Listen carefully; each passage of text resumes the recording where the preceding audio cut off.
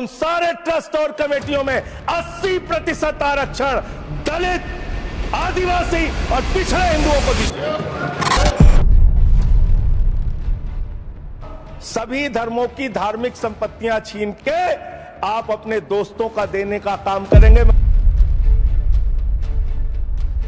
मोदी जी की सरकार ने शपथ पत्र दिया सुप्रीम कोर्ट में, से क्या लिखा हुआ है? 99% वक्फ की संपत्तियां डिजिटाइज हो चुकी हैं।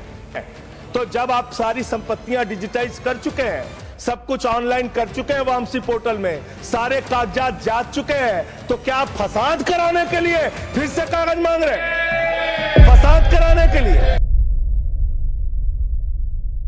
गुरुवार 3 अप्रैल को राज्यसभा में वक्फ संशोधन विधेयक 2025 पर चर्चा हो रही थी। इससे पहले यह विधेयक लोकसभा से पारित हो चुका है और अब राज्यसभा में इसके पारित होने की कोशिश की जा रही है। इस विधेयक का उद्देश्य वक्फ संपत्तियों के प्रबंधन में सुधार करना और पिछड़े मुस्लिम समुदाय व मुस्लिम महिलाओं को लाभ पहुँचाना है। सरकार का कहना है कि विधेयक वक्फ संपत्तियों के प्रबंधन को सुव्यवस्थित करने और पारदर्शिता बढ़ाने पर केंद्रित है। लेकिन सवाल है, कैसी प्रबंधन और कैसी पारदर्शिता? कहीं वही प्रबंधन तो नहीं जो बीजेपी ने 2009 के अपने मैनिफेस्टो में दिखाया था, जिसमें बीजेपी ने रहमान कमेटी की रिपोर्ट के आधार पर वक्फ संपत्तियों से अवैध कब्जा हटाने का वादा किया था। कहीं वही पारदर्शिता तो नहीं जो 2020 में मोदी सरकार द्वारा सुप्रीम कोर्ट में शपथ पत्र के रूप में दिया गया था, जिसमें ये बताया गया था कि 99% वक्फ की संपत्तियां डिजिटाइज्ड हो गई है। वहीं बाद में इसके 100% डिजिटाइज्ड कर देने की भी बात सामने आई।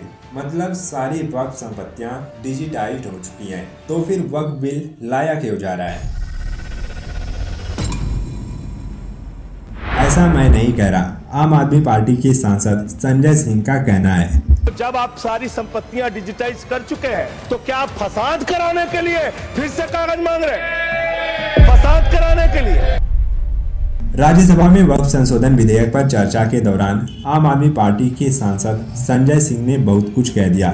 80% आरक्षण दलित, आदिवासी और पिछड़े हिंदुओं को दीजिए। तो आइए आज के इस वीडियो में देखते हैं संजय सिंह ने किन किन मुद्दों को लेकर क्या क्या सवाल उठाए हैं। वक्फ बोर्ड में गैर मुस्लिम मेंबर की अनिवार्यता पर हिंदू धार्मिक ट्रस्ट और दूसरे धर्मों के ट्रस्टों के बारे में उन्होंने क्या कहा।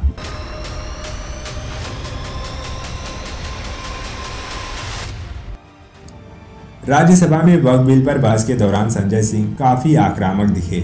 उन्होंने सवाल उठाते हुए कहा कि क्या हिंदुओं के ट्रस्ट में गैर हिंदू को मेंबर बना सकते हैं। संजय सिंह आगे कहते हैं, आपने बिल में लिखा है कि गैर मुसलमान वक्फ का सदस्य बन सकता है। क्या आप गुरुद्वारा कमेटी में गैर सिख को मेंबर बना सकते हैं? क्या ईसाई कमेटी में गैर ईसाई को सदस्य बना सकते हैं? क्या आप हिंदू मंदिरों के ट्रस्ट में गैर हिंदुओं को मेंबर बना सकते हैं? संजय सिंह ने वक्फ बिल पर चेतावनी देते हुए कहा कि यह बिल धार्मिक संपत्तियों पर कब्जे की शुरुआत है। उन्होंने कहा, अगर यह बिल पास होता है तो आगे गुरुद्वारों, चर्चों और मंदिरों का भी नंबर आ सकता है। किसी भी धर्म के लोगों को खुश होने की जरूरत नहीं है। ये वक्फ के बाद मंदिर, चर्च सबकी जमीन लेकर अपने दोस्तों को दे देंगे। संजय सिंह ने कहा, अगर आप मुसलमानों का भला करना चाहते हैं तो मैं कहता हूं कि समाज में छुआछूत को खत्म करने के लिए एक कदम उठाते हैं। अगले सत्र में एक बिल लेकर आते हैं जिसमें जितने भी हिंदुओं के ट्रस्ट हैं, बोर्ड हैं, उनमें से 80% आरक्षण दलित, आदिवासी और पिछड़े हिंदुओं को दे देते हैं। संजय सिंह ने वक्फ बिल पर बोलते हुए बीजेपी पर आरोप लगाया कि वे राम मंदिर का चंदा चोरी करने वाले हैं। उन्होंने कहा कि बीजेपी ने राम मंदिर की जमीन में घोटाला किया है और इसलिए उन्होंने बीजेपी को चंदा चोर कहकर संबोधित किया। अंत में सबसे बड़ा सवाल यह है कि ये बिल लाकर क्या सच में पिछड़े मुसलमानों का भला किया जाएगा या मुसलमानों की भलाई के नाम पर खुद का भला किया जाएगा और अपने दोस्तों का भला किया जाएगा।